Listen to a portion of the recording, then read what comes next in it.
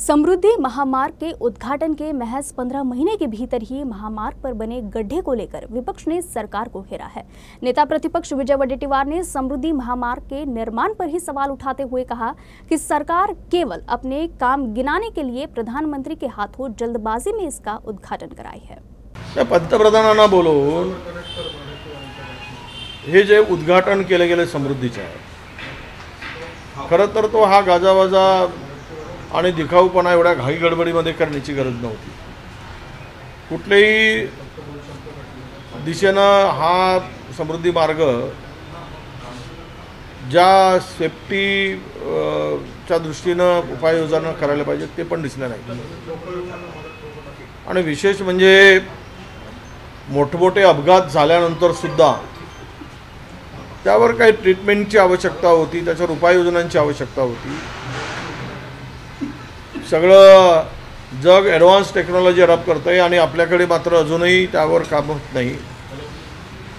आणि हे काम घाईघाईत केलं गेलं, निकृष्ट दर्जाचं होता। हे आता त्यावेळेस बोंबाबोंब झाली आणि आज तर प्रत्यक्ष खड्डे पडल्यामुळे समृद्धीचा बोजवारा कसा उडाला हे आता महाराष्ट्रातील जनतेला कळलं आहे।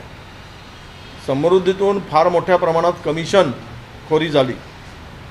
कामांचं वाटप करत असताना या समृद्धीतून करोडो रुपये सत्ताधाऱ्यांनी आपल्या खिशात घातले आणि त्यामुळेच ही कामं जी झाली ती निकृष्ट दर्जाची कामं झाली। माझ्या माहितीप्रमाणे आता चारही बाजूनं गाडी खाली जाऊ नये म्हणून 700 किलोमीटरच्या रस्त्याला 2400 कोटी रुपयाचा आता टेंडर काढला गेला आहे। त्यामध्ये दोन्ही बाजूनं ते वायर जे सेफ्टी वायर असतात ते लावले जाणार आहे। खरं तर याची किंमतही फार कमी होती, पण आता त्याची वाढवून फुगवून विशिष्ट कंत्राटदारांना फायदा पोहोचण्यासाठी